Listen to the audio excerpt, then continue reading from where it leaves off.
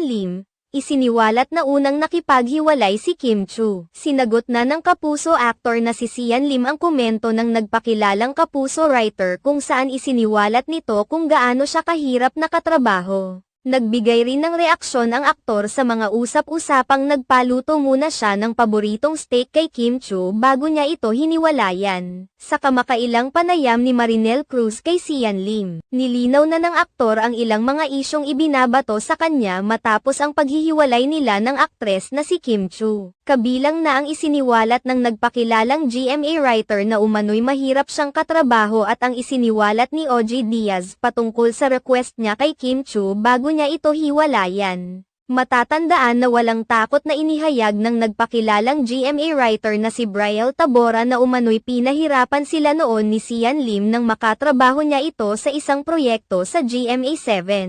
Kaagad itong umani ng samo